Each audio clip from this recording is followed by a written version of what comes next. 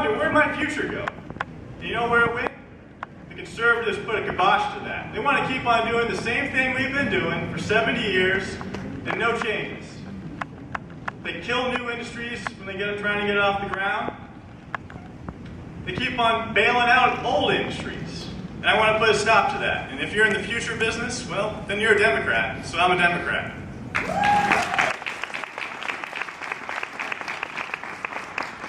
But why vote for me? What am I going to do for you?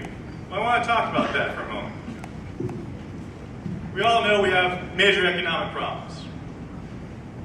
Most of them come from the fact that we're not trying to do new things. We've got a financial sector that's heavily invested in the status quo, and they like to keep it that way.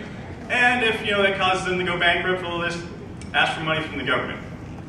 If I'm elected, I'm going to do what Occupy Dallas says we need to do, and what the president of the Federal Reserve Bank here in Dallas says to do. We need to break up the big banks, and I'm going to try to do that if I'm elected. We need to make sure that we're investing for the future. One of the key institutions in Texas that invests in the future are our pension funds. Most financial thinkers, they think, next quarter. Pension funds think 30 years out. Am I going to have enough money 30 years from now? Republicans want to dismantle the pension funds. They want to move towards a 401k system for our public servants. I want to preserve our pension system. I want to make sure they're fully funded so they can invest in Texas long term.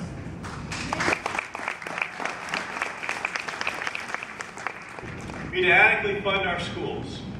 Part of that is better budget prioritization, more money for schools, less money for public prisons. We need to look at our tax code.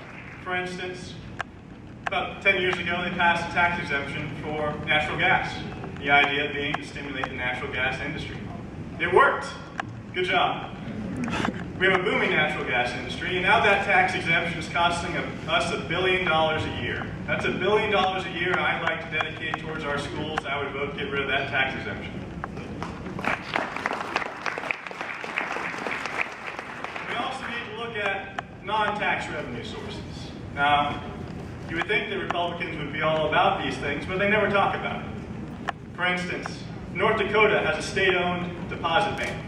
So when everybody's taxes in North Dakota come in the door, they go in the state-owned bank, and all of the interest and all the gain on that money stays with the state. What does Texas do? Money comes in the door, goes into private banks. Private banks realize a lot of that gain with our money. I think we should have a state-owned deposit bank, and we should use that money for education.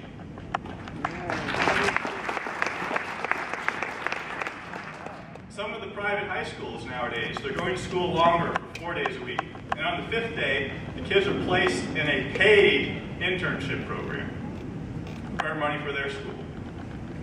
Why can't public schools do that? Why can't public schools have the opportunity to have kids get out in the workplace, earn some money for themselves, and also help fund their schools? For people who drop out of school because they need to work, this is an opportunity for them to keep them in the classroom and raise money for the schools. And we need to make sure that college is available for everyone. 2003, the legislature deregulated tuition. What does that mean? It means that schools can charge whatever they want. It's the legislature's job under the state constitution to fund our public schools or public universities. And I think it's an abdication of their responsibility to manage costs by deregulating. I would re-regulate tuition and keep tuition at a reasonable and affordable level. And I would tackle the underlying causes of the cost increases in higher education.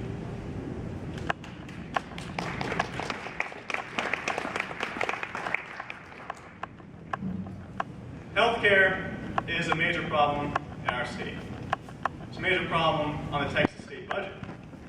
As more and more folks get enrolled in Medicaid, as they should, it's going to become a bigger and bigger chunk of our budgets, and it's crowding out education, it's crowding out criminal justice, crowding out infrastructure, and everything else. We need to find a way to make healthcare more affordable.